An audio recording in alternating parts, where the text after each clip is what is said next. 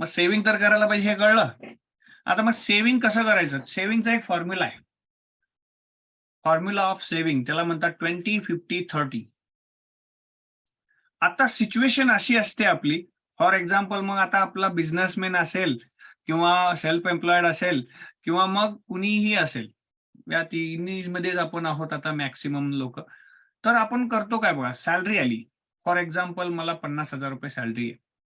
तर मी काय करतो, की ₹50,000 या महिन्यात आले, तर माझे सगळे चालू होतात खर्च आल्याबरोबर. पहिले काय, तर रेशन भरायला पाहिजे, पेट्रोल घालायला पाहिजे, गाडीत पेट्रोल झाला त्यानंतर पाहुण्यांकडे जायचं असतं, आजारपण आहे, लग्न आहेत, समारंभ आहेत.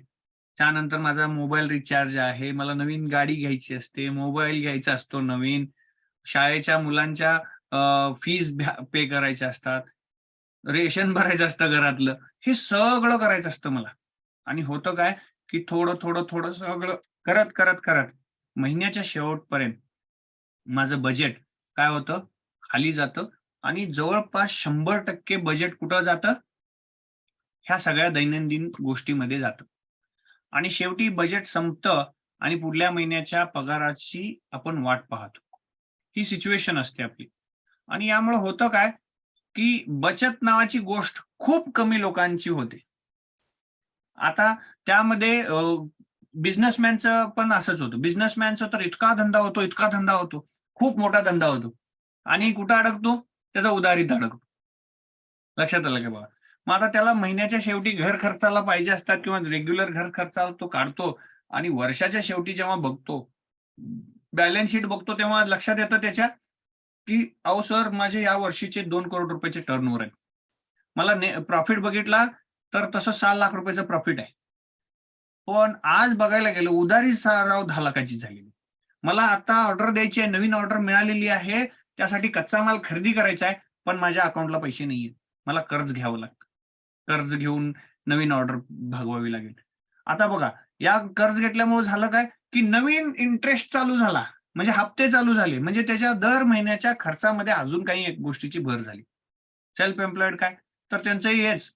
सगळ्यांच्या जवळपास अशीच काही सिनारिओ असतात, की महिन्याच्या शेवटी हे काय होतात, खर्च होऊन जातात. तर मग असं केलं तर चालेल का? तर असं केलं तर नाही चालणार. असं केलं तर सेव्हिंग नाही होणार.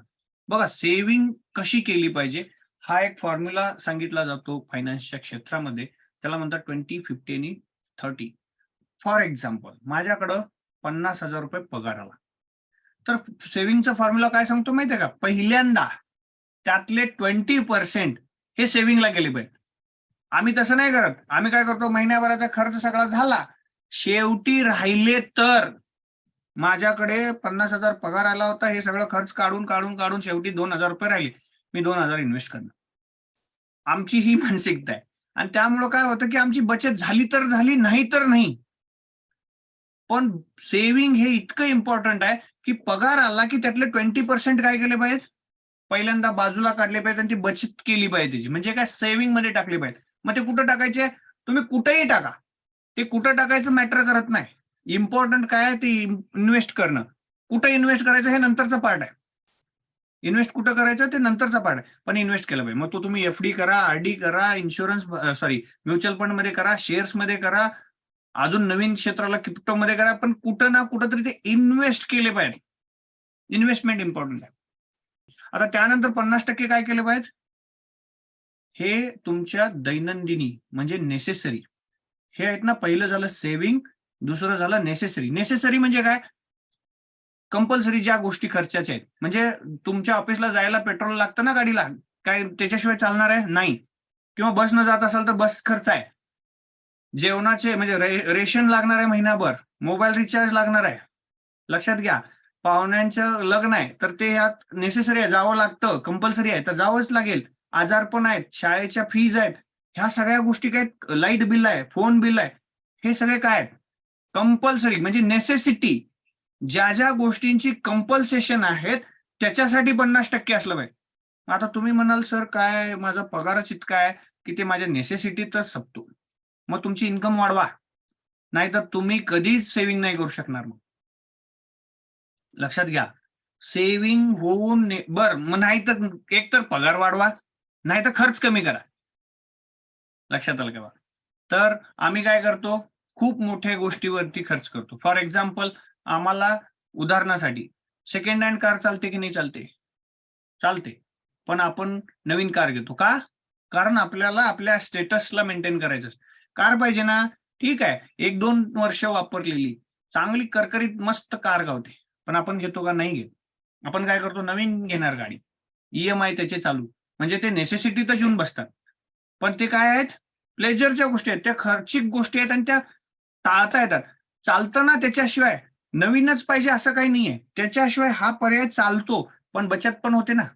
बघा, 25 लाखाची कार आहे, ती तुम्हाला सेकंडमध्ये 15 लाखात मिळते.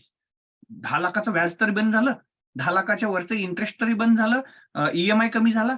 त्यामुळे तुमची नेसेसिटीमध्ये तो कमी येतो.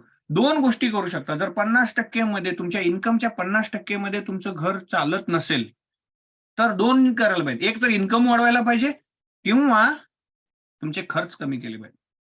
काय करता येईल माहीत नाही. मोबाईल बघा, मोठा 1 लाखाचा Appleच पाहिजे. का? 15,000चा साधा मोबाईल चालत नाही? चालतो की. पण आम्ही नाही करणार. का? कारण आपल्याला स्टेटस मेंटेन, या स्टेटस मेंटेन करण्याच्या नादात आम्ही सुरुवातीच्या काळामध्ये खूप मोठे पैसे तिथे इन्व्हेस्ट करतो आणि वाया घालवतो आणि बचत करत नाही. आणि बचत न केल्यामुळं पुढच्या काळात येणाऱ्या मोठ्या अडचणींना आपण तोंड देतो. लक्षात आलं का बघा?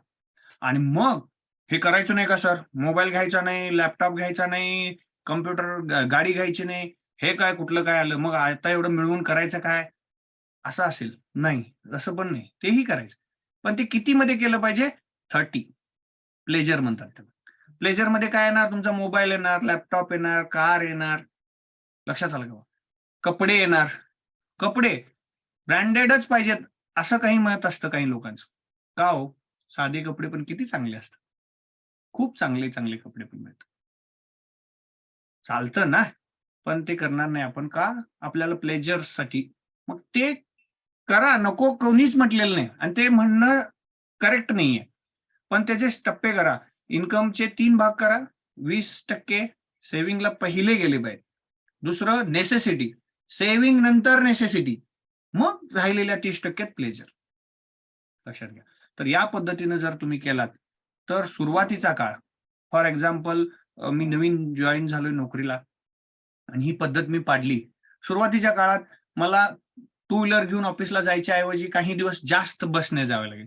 कार घ्यायच्या जागी टू व्हीलर घेता येईल. ठीक आहे. मोठी कार घ्यायच्या ऐवजी छोटी कार घ्यावी लागेल. हे टप्पे कमी-कमीचे असतील.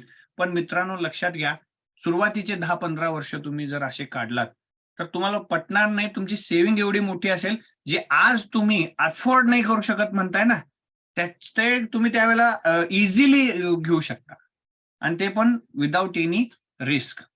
तर हे मी दाखवणार आहे पुढे कसं काय. तर हे सेव्हिंगचा फॉर्म्युला आहे. तर हे सगळ्यांनी जिंदगीत आणा.